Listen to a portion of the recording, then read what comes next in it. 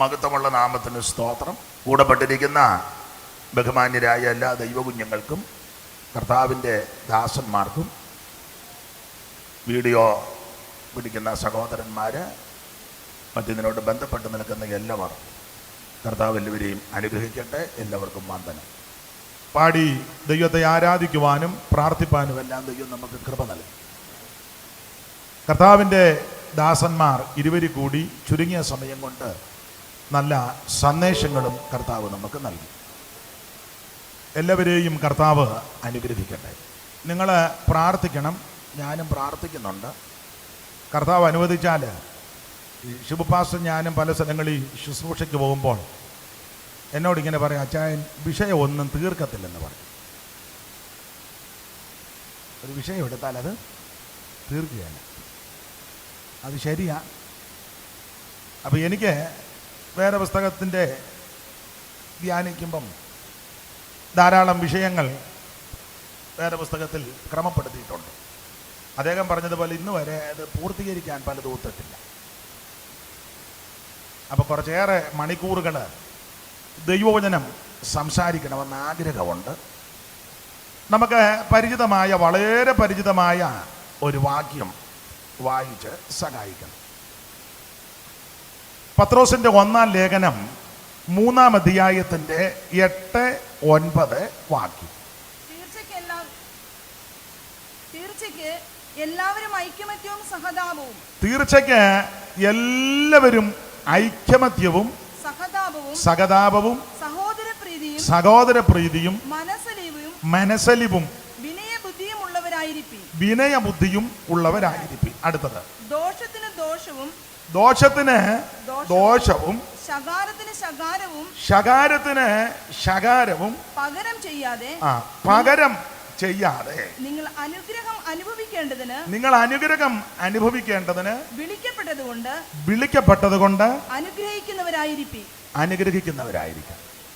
ഒരു നിമിഷം കൂടെ പ്രാർത്ഥിക്കാം. പരിശുദ്ധ പിതാവേ, തിരുവചനത്തിന് ധ്യാനിക്കുവാൻ ആശിക്കുന്നു. എളിയവന് ശക്തി നൽകണം, ജനത്തെ അനുഗ്രഹിക്കണം. പുത്രനെ ഞങ്ങൾ കൂടി മഹത്വപ്പെടുത്തണം. ക്രിസ്തുയേശുവിൻ്റെ നിസ്തുല്യ നാമത്തിൽ തന്നെ ആമേൻ. ഒരിക്കൽ കൂടി നമ്മുടെ കരമുയർത്തി ദൈവത്തിന് മഹത്വം കൊടുക്കാം. മുഖവാരിധി തന്നിൽ കേവലം വലയുന്ന, മുഖവാരിധി തന്നിൽ കേവലം വലയുന്ന ദേഹികൾക്കൊരു രക്ഷ നൗകയാം പരമേശ ഭാഗിമാം ദേവാ ദേവാ പാവനരൂപ ഭാഗിമാം ദേവ ദേവാ നിധിയൻ കലത്തിന്മേൽ ഓങ്ങിയ കരവാളം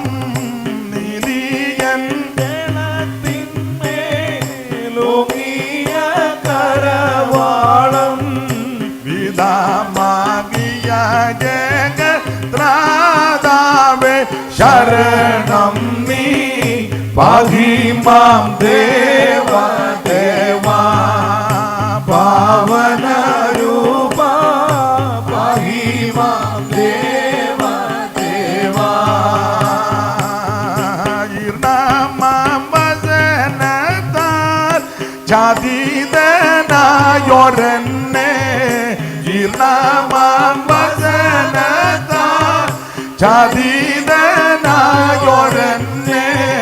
പൂർണ്ണ ശുഭ്രമാവങ്കി പൂർണ്ണം ധാരിപ്പിച്ചോനെ പാഹിമാം ദേവാ ദേവാ പാവനരൂപ പാഹിമാം ദേവ ദേവാ ധർമ്മരംഗണം ജൈവാൻ ഉർവിയിലവതാര ധർമ്മരക്ഷണം ജൈവാൻ ഉർവിയിലവതാര കർമ്മമേന്ദിയ സർവശർമ്മദ നമസ്കാരം പാഹി മാം ദേവാ പാവനരൂപ മഹിമാ ദേവാ ദേവാ പാവനരൂപ മഹിമാ ദേവാ ദേവാ പാവനരൂപ മഹിമാ ദേവാ ദേവാ. വളരെ അനുഗ്രഹിക്കപ്പെട്ടതായ ഒരു തിരുവചന ഭാഗമാണ് വായിച്ചത്. പത്രോസിന്റെ 1-ാം ലേഖനം 3-ാം അധ്യായത്തിന്റെ 8-9 വാക്യങ്ങൾ ഒന്നുകൂടെ വായിച്ചു. തീർച്ചയ്ക്ക് എല്ലാവരും ഐക്യമത്യവും സഹതാപവും തീർച്ചയ്ക്ക് എല്ലാവരും ഐക്യമത്യവും സഹതാപവും സഹോദരപ്രീതിയും മനസ്സലിവും വിനയബുദ്ധിയുമുള്ളവരായിരിക്കണം. ദോഷത്തിന് ദോഷവും ശകാരത്തിന് ശകാരവും പകരം ചെയ്യരുത്. ചെയ്യാതെ നിങ്ങൾ അനുഗ്രഹം അനുഭവിക്കേണ്ടതിന്. ഈ പകരം ചെയ്യരുതെന്ന് പറഞ്ഞതിന്റെ കാരണം നമ്മൾ അനുഗ്രഹം പ്രാപിക്കാൻ വിളിക്കപ്പെട്ടവരാണ്. അന്നേരം കുരുക്കിനകത്തെല്ലാം ചെന്ന് കയറരുത്. സ്തോത്രം. ദൈവം നമ്മെ വിളിച്ചിരിക്കുന്നത് അനുഗ്രഹം പ്രാപിക്കാൻ. സ്തോത്രം. അപ്പം അതുകൊണ്ട് പകരം ചെയ്യാനൊന്നും നമുക്ക് പ്രമാണമില്ല. ഒക്കെ പുള്ളിയുടെ കയ്യിലോട്ട് കൊടുത്തോണം. സ്തോത്രം. ഇതിനോട് ചേർന്ന് വേറൊരു വാക്യം കൂടെ വായിച്ചാൽ നന്നായിരിക്കുമെന്ന് തോന്നുന്നു. റോമാലേഖനം 12-ാം അധ്യായത്തിന്റെ 14 മുതൽ വായിച്ചു. അത് പ്രസംഗിക്കുന്നില്ല, വായിച്ചങ്ങ് വിടുക. നിങ്ങളെ ഉപദ്രവിക്കുന്നവരെ അനുഗ്രഹിപ്പീൻ, ശപിക്കാതെ അനുഗ്രഹിപ്പീൻ. അതാ. പിന്നെ സന്തോഷിക്കുന്നവരോടുകൂടെ സന്തോഷിക്കുകയും കരയുന്നവരോടുകൂടെ കരയുകയും ചെയ്യുവീൻ. തമ്മിൽ ഐക്യമത്യമുള്ളവരായിരിക്കണം. പിന്നെ വലിപ്പമൊന്നും ഭാവിക്കരുത്. എളിയവരോട് ചേർന്ന് കൊള്ളണം. പിന്നെ നിങ്ങളെ തന്നെ ബുദ്ധിമാന്മാരെന്ന് വിചാരിക്കരുത്. ആർക്കും തിന്മയ്ക്ക് പകരം തിന്മ ചെയ്യാതെ സകല മനുഷ്യരുടെ മുൻപിൽ യോഗ്യമായത് മുൻകരുതി കഴിയുമെങ്കിൽ നിങ്ങൾ ആവോളം സകല മനുഷ്യരോടും കഴിയുമെങ്കിൽ എല്ലാവരോടും സമാധാനമായിരിക്കും. സ്തോത്രം. എവിടെ ചെന്നാലും വഴക്കുണ്ടാക്കുന്ന ആൾക്കാരുണ്ട്. അനിയത്തയുടെ വീട്ടിൽ ചെന്നു അയലത്തുകാരുമായിട്ട് വഴക്കുണ്ടാക്കി. ഇനിയിപ്പോൾ അനിയത്തയുടെ വീട്ടിലോട്ട് ഓണാവധിക്ക് പിള്ളേരുമായിട്ട് ചെന്നടാ. അനിയത്തിയുടെ വീട്ടിൽ ചെന്ന പുള്ളിക്കാരി അനിയത്തിയുടെ വീട്ടിലെ കാര്യം നോക്കിയാൽ പോരെ, അപ്പുറത്തുകാരുമായിട്ട് ഉടക്കുണ്ടാക്കണോ? അത് കഴിഞ്ഞപ്പോൾ ഭർത്താവിൻ്റെ പെങ്ങളെ കെട്ടിച്ച വീട്ടിൽ ചെന്നു, അവിടുത്തെ തള്ളയായിട്ട് ഉടക്കുണ്ടാക്കി. ആ തള്ള കണ്ണ് പൊട്ടുന്ന ഡാഷ്. ഇനിയിപ്പോൾ അങ്ങോട്ടും മനസ്സിലാകാഴിയാണോ അതോ ബസ്സേ കയറി കണ്ടക്ടറുമായിട്ട് ഉടക്ക് അല്ലേ? ജോലിക്ക് നിൽക്കുന്ന സർവൻ്റ് ഉണ്ട്, അതുമായിട്ട്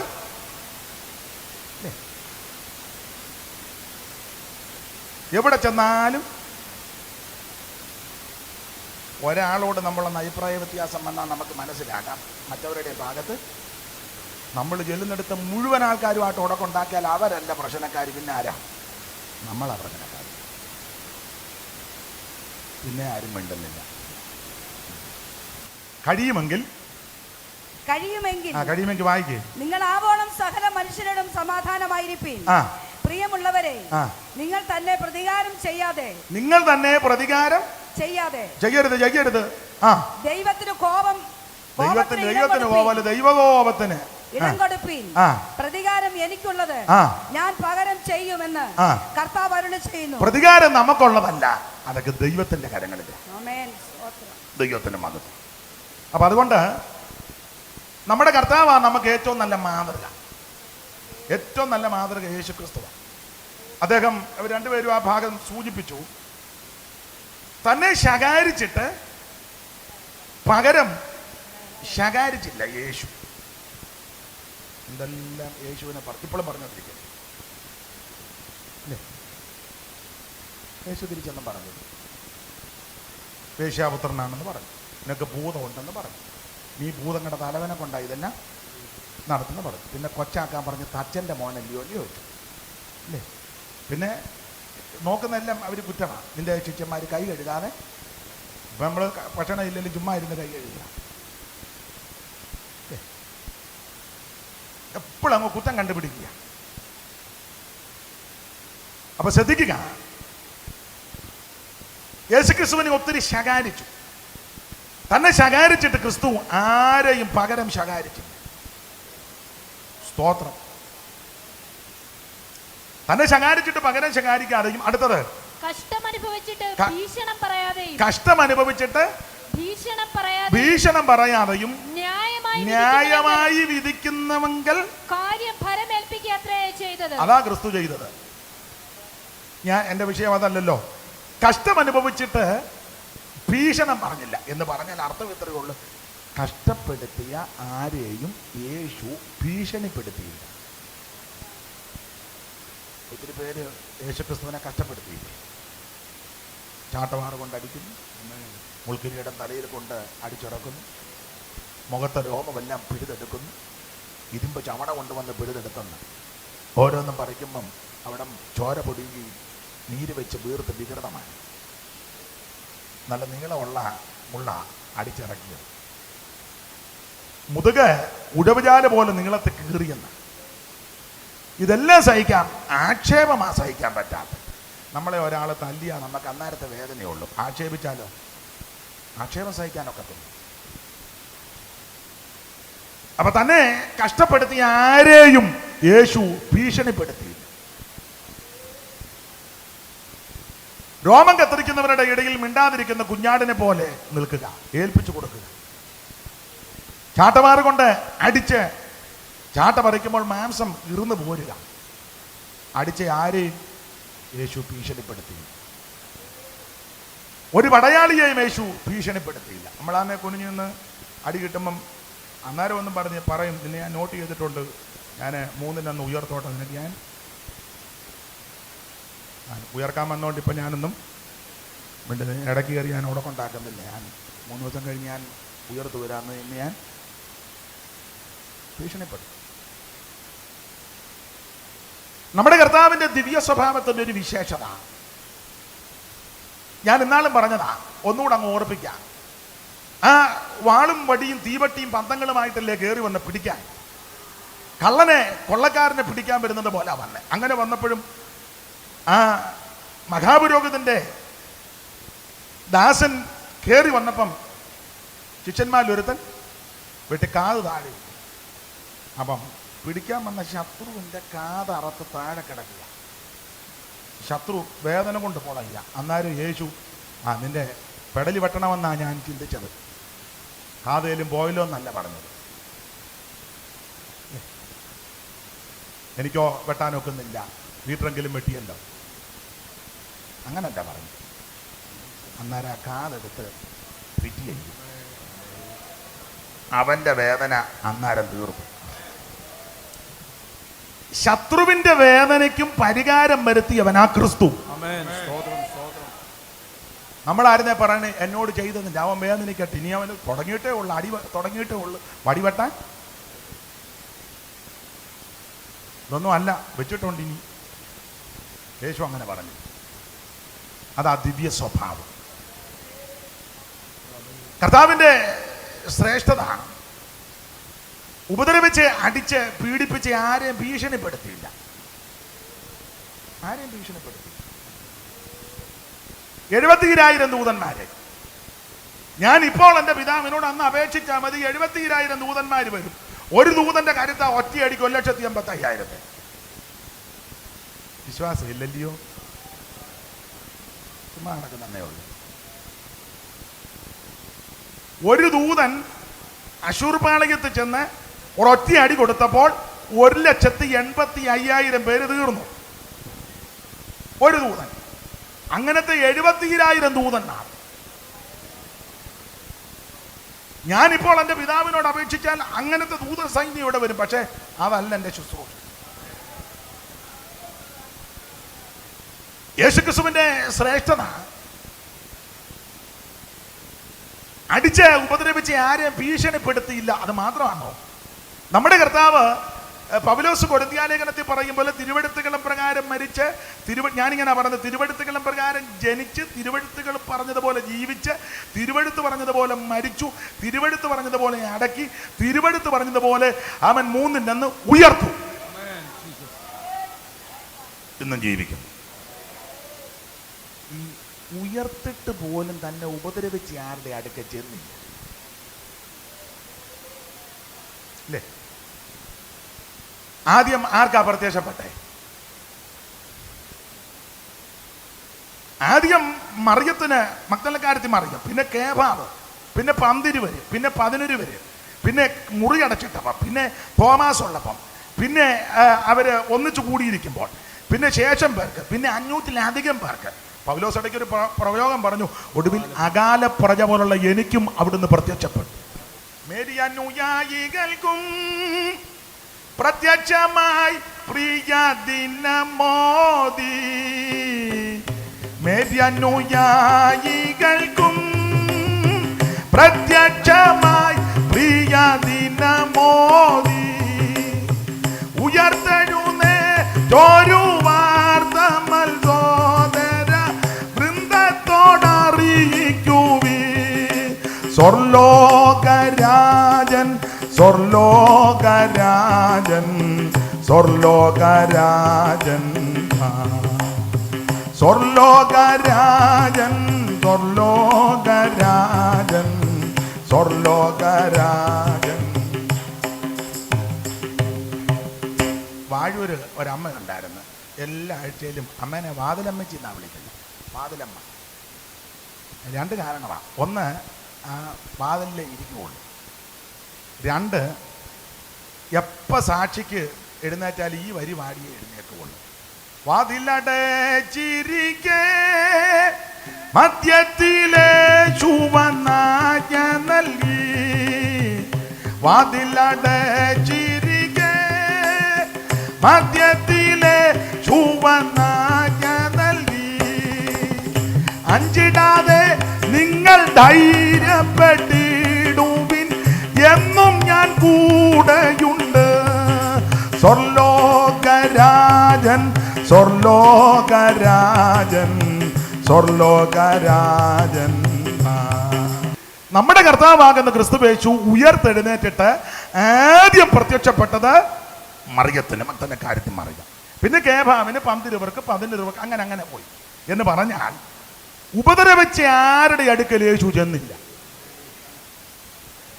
തന്നെ പീഡിപ്പിച്ച് ഉപദ്രവിച്ച് അടിച്ച് തുപ്പി കന്നത്തടിച്ച് ആ കാർക്കിച്ച് തുപ്പി രോമം പിഴുതെടുത്ത് ചാട്ടമാറ് കൊണ്ടടിച്ച് ആരുടെ മുന്നിൽ ചെല്ലാഞ്ഞെന്ന് ചോദിച്ചാൽ അങ്ങനെ ചെന്നാൽ അവർ പേടിക്കും. അവൻ അടിച്ചേച്ച് ചാട്ടയെല്ലാം ഒന്നുകൂടെ കെട്ടി എരിയാക്കുമ്പോൾ ആ പുള്ളി ഉയർത്തോടെ ചെന്നവൻ്റെ മുന്നിൽ നിൽക്കും. അവൻ ചാട്ടയിട്ട് അയ്യോ ഒന്നും മിക്കാറ് അറ്റാക്ക് വരാൻ സാധ്യത. അയ്യോ ഞാൻ 4-ാം നാൾ ഇയാളെ ആണെന്നില്ല തല്ലി അല്ലേ, പേടിക്കുക. അങ്ങനെ പോലും ചെന്ന് യേശു പേടിപ്പിച്ചില്ല, ഭീഷണിപ്പെടുത്തിയില്ലെന്ന്. അതാ ദിവ്യ സ്വഭാവം. സ്തോത്രം സ്തോത്രം. ആട്ടെ, നമ്മളെ ഉപദ്രവിക്കുന്നവരുണ്ട്, നമുക്കെതിരെ ആക്ഷേപം പറയുന്നവർ കാണും, നമ്മളെ അപമാനിക്കുന്നവർ കാണും. ഞാൻ എപ്പോഴും പറയാറുണ്ട്, സഹോദരന്മാരോടാകും മറുപടിക്കൊന്നും പോകരുത്.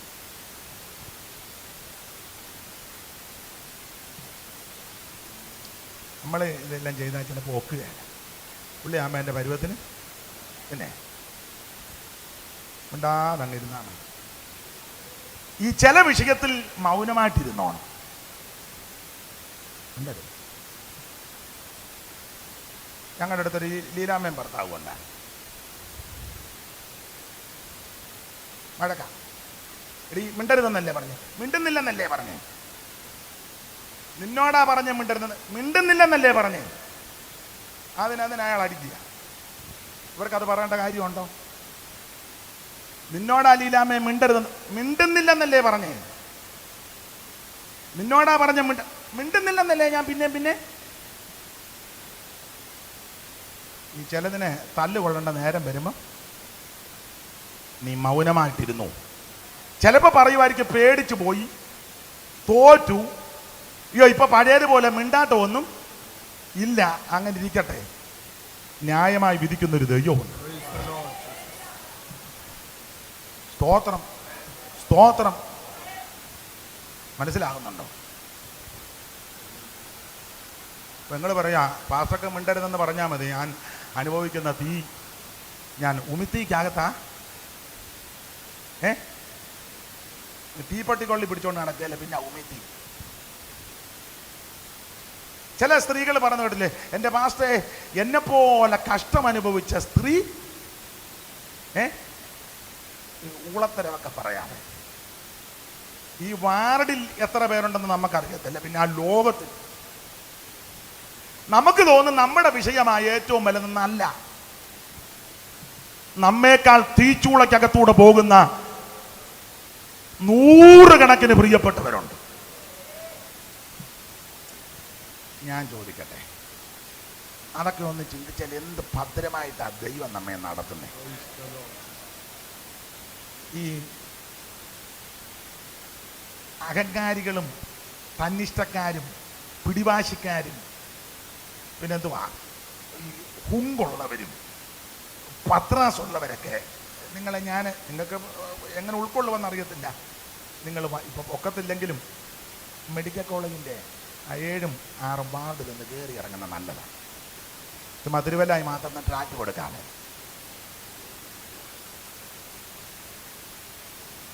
വണ്ടിക്കൂലി ഞാൻ തരാം.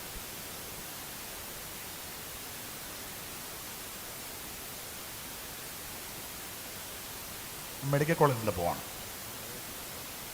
അനങ്ങാൻ മേലാതെ കിടക്കുന്നവർ, ഉമിനീരിറക്കാൻ മേലാതെ കിടക്കുന്നവർ, ഒരു സ്പൂണ് കഞ്ഞി കൈകൊണ്ട് കോരി കുടിക്കാൻ പറ്റാത്തവർ, കാല് മുറിച്ചവര്, കൈ മുറിച്ചവര്, അറ്റാക്ക് വന്നവര്, കിഡ്നി സംബന്ധമായിട്ട് നീര് വെച്ച് വീർത്ത് കിടക്കുന്നവർ. എനിക്ക് അറിവുള്ള ചില കാര്യങ്ങളാണ്. എന്തെല്ലാം രോഗങ്ങളാണ്. എഴുന്നേറ്റ് കട്ടിലേൽ ഇരിക്കാൻ പറ്റുന്നില്ല. ദീർഘനാളുകളായിട്ട് കിടക്കുന്നവരുണ്ട്. ദിനചര്യകൾ ചെയ്യാൻ പറ്റാതെ ഭാരപ്പെടുന്നവരുണ്ട്. അല്ലേ? അതൊക്കെ വെച്ച് നോക്കുമ്പം നമ്മളെ എന്ത് ഭദ്രമായിട്ടാണ് ദൈവം നടത്തുന്നത്. ഞാനിങ്ങനെയൊക്കെ ചിന്തിക്കും. നമുക്ക് ഒന്നേ ബസ് കയറിയോ ഓട്ടോ പിടിച്ചോ നടന്നോ അല്ലെ ആരുടെയും കൂടെയോ യാത്ര ചെയ്ത് ഇവിടെ വന്നിരിക്കാൻ കൃപ ദൈവം തരുന്നില്ലേ? 2 കാല് കൂട്ടി നടന്നിവിടെ വരാൻ കൃപ ദൈവം തരുന്നില്ലേ? ശ്വാസം വിടാൻ ദൈവം ഭാഗ്യം തരുന്നില്ലേ? വലിയ ശബ്ദം ഒന്നുമില്ലെങ്കിൽ 2 കൈയെടുത്ത് അടിക്കാൻ ദൈവം കൃപ തരുന്നില്ലേ?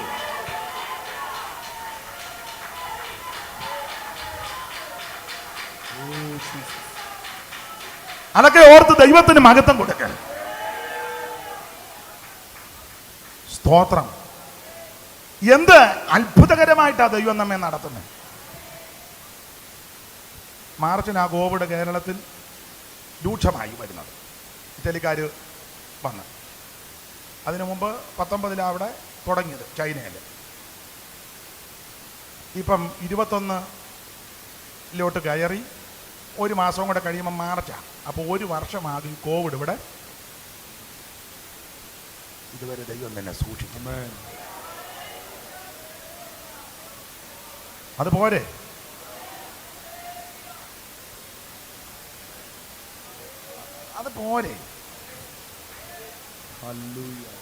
നമുക്ക് പരിചിതരായവരും വേണ്ടപ്പെട്ട എത്രയോ പേര് മാർച്ചിലും ഏപ്രിലും എല്ലാം കടന്നുപോയി. നമ്മൾ അവരുടെ ആ ശവസംസ്കാരത്തിൽ പങ്കുകൊണ്ടവരാ. ദൈവം ഇതുവരെ നിന്നെ സൂക്ഷിച്ചു.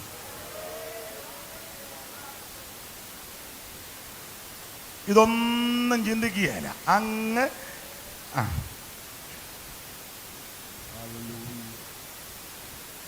പൗലോസ് പറഞ്ഞൊരു പദം ഞാൻ അവിടോട്ട് കൊടുത്തേച്ച് അവിടെ നിന്ന് പോരാ.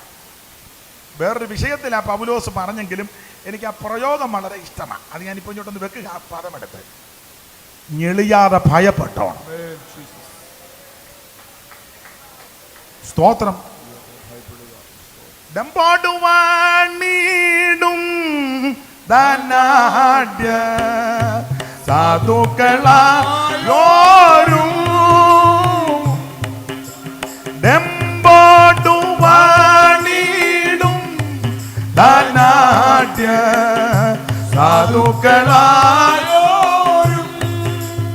എല്ലാരും അന്ത്യേ ഒരുപോലെ ലോക എല്ലാരും ഒരുപോലെ ലോകേ ഇല്ലാതെ വെടിഞ്ഞിടും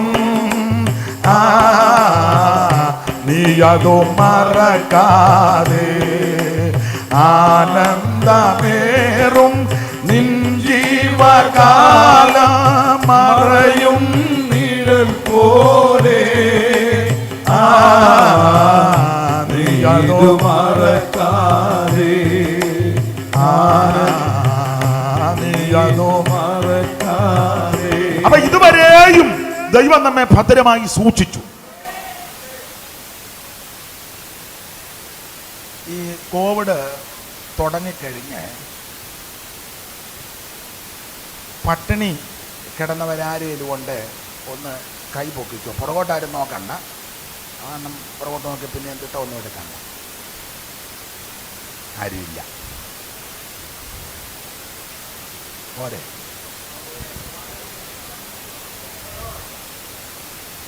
ഈ ദൈവത്തിൽ നിന്ന് വിടുതല് പ്രാപിച്ച് ഗ്ലോറി വിറ്ററിന്ന് പറഞ്ഞ അലറുന്നതിൽ നല്ലത് ലഭിച്ചതിനെല്ലാം നന്ദി അർപ്പിക്കുക. ഇത് ചില പ്രാർത്ഥന കർത്താവെ തന്നെല്ലാം നിന്നെ വിടത്തില്ല പ്രവർത്തിച്ചാട്ടെ. പുള്ളി പേടിച്ചിരിക്കുക. ആ കൈ എടുപ്പൊക്കെ കാണുമ്പം പുള്ളി ദൂതനോട് പറയും, ഗബ്രിയേൽ അങ്ങോട്ട് പോരുത്, തള്ള ഇളകി നിൽക്കുക അങ്ങോട്ടൊന്ന്. കിട്ടാത്തതിന് പഴി പറഞ്ഞ് പിറുപിറുത്ത് മോഹമല്ലാതാക്കി ഇരിക്കരുത്. കിട്ടിയതിനല്ല ആദ്യം നന്ദി അർപ്പിക്കുക. വാടകയ്ക്കാന്നേലും വാടക കൊടുക്കണ്ടേലും അല്ലെ ചെറുതാന്നേലും വലുതാന്നേലും കിടപ്പാടം ദൈവം തന്നില്ലേ? ഈ കോവിഡ് തുടങ്ങിയിട്ട് വഴി കിടന്നവരാരിലും കൊണ്ട് എഴുന്നേറ്റ് വസ്ത്രം തന്നില്ലേ? ഭക്ഷണം തന്നില്ലേ? ശ്വാസം തന്നില്ലേ? അതുപോലെ കിടപ്പാടം ദൈവം തന്നില്ലേ? ആരോഗ്യം തന്നില്ലേ? അതെ, മുള കുടച്ചതും ചൂട് ചോറും ആയിരിക്കും നമ്മുടെ സാഹചര്യം. അത് മുൻപിൽ കൊണ്ട് മരുമകളോ മോളോ ഒക്കെ വെച്ച പല്ല് തന്നെയാണ് ഇവിടുത്തെ ആക്കമുണ്ടൻ. അത് കഴിക്കാൻ ആരോഗ്യവും അവസരവും തരുന്നില്ലേ?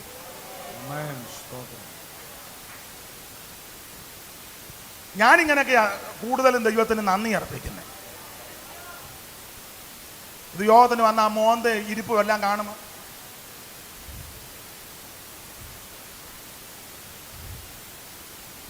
നീ ആയിസ് രക്ഷപ്പെടുകയല്ല. ചുമ്മാ ഞങ്ങളുടെ നാട്ടിലെ ഈ ചാല് പറ്റുമ്പം ഇപ്പോഴെ വലയും മറ്റു കാര്യം പള്ളത്തിയെ പിടിച്ച് കൊട്ടപ്പാളക്കകത്തിടും. അത് ഇങ്ങനെ കിടക്കിടാന്ന് കിടന്ന് ദൈവത്തിന് നന്ദി അർപ്പിക്കും. അയ്യോ, ഈയിടെ ഞങ്ങളുടെ ഒക്കെ ഒരു കൂട്ടുവേലക്കാരനാ കാവാലത്തെ ഞങ്ങളുടെ പാസ്റ്ററുടെ മകള് കോവിഡായിട്ട് കുഞ്ഞ് കടന്നുപോയി.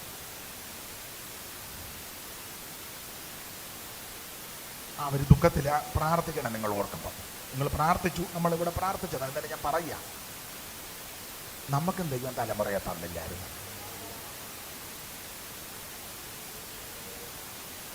പിള്ളേരില്ലായിട്ടാണോ? കോവിഡ് തിരുവല്ലയിലെങ്ങും ഇല്ലായിട്ടായിരുന്നു.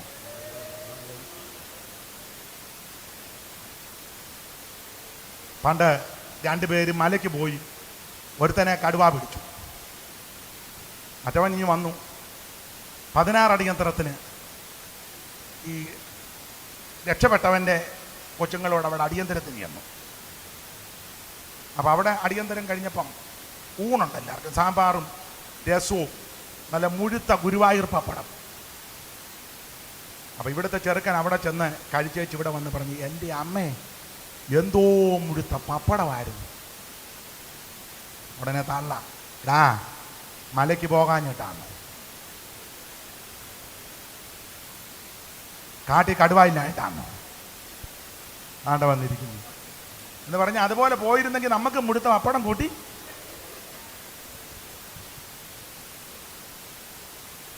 കോവിഡ് ഇല്ലാഞ്ഞിട്ടാണോ? നിനക്ക് തലമുറ ഇല്ലാഞ്ഞിട്ടാണോ? രോഗം വരാൻ സാധ്യതയില്ലാഞ്ഞിട്ടാണോ? ആദ്യം ദൈവത്തിന് നന്ദി അർപ്പിക്കുക. Praise the Lord. അല്ലാതെ തന്നില്ലേ എന്ന് പറഞ്ഞ് വേഴാമ്പലിരിക്കും പോലെ ലഭിച്ചതിനൊക്കെ ദൈവത്തോട് നന്ദിയുള്ളവരായിരിക്കും.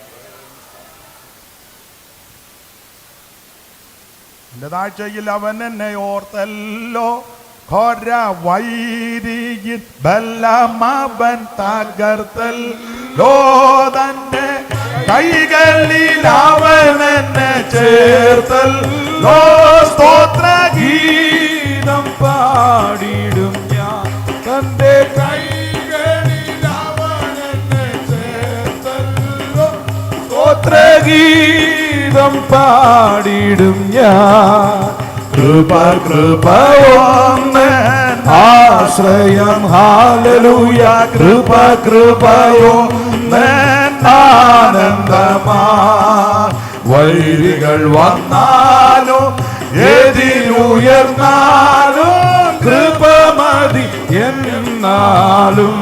ഓ വൈരികൾ വന്നാലും എതിരുയർന്നാലും കൃപ മതി എന്നാലും. കരമുയർത്തി ദൈവത്തിന് മഹത്വം കൊടുക്ക്. എന്റെ പ്രിയരെ, ഞാൻ നിങ്ങളെ ഒരാളെ ഉന്നം വെച്ചല്ല, എനിക്കൂടുള്ള ദൂത. ലഭിച്ചതിനൊക്കെ നന്ദി അർപ്പിക്കുക. ആദ്യം ഈ വേദപുസ്തകം പഠിക്കുമ്പം ഈ പിറുപിറുപ്പ് ഏറ്റവും വലിയ പാപമാണ്. അതെ, പിറുപിറുത്തത് കൊണ്ടാണ് ഇവരെ സംഹാരിയാൻ കൂടുതലും സ്ത്രീകളായി പിറുപിറുക്കുന്നത്. ഞാൻ ഈ വീട്ടിൽ വരുന്നു,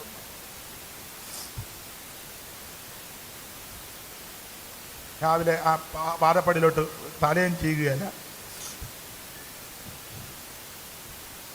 വഴിയെ പോകുന്നവരും കണ്ട് ഈ എരണം കെട്ടത്.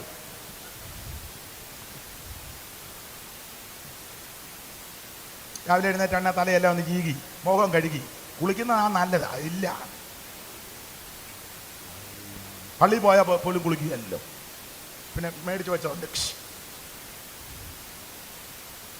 അത് 4 കുപ്പി തീർന്ന് 2 മാസം കൊണ്ട്.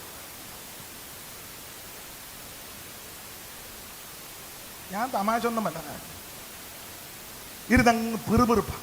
എനിക്ക് നല്ല ആലോചന ഒത്തിരി. ലണ്ടൻകാരൻ വരെ, നിനക്ക് ലണ്ടൻകാരൻ വന്നെന്നോ? ലണ്ടൻകാരനല്ല, മണ്ടൻകാരനായിരിക്കും. ആ ഒരു പാസ്റ്ററായി ഈ കൊലച്ചതി എന്നോട്. അയാളെ എന്നേലും ഞാൻ കാണും.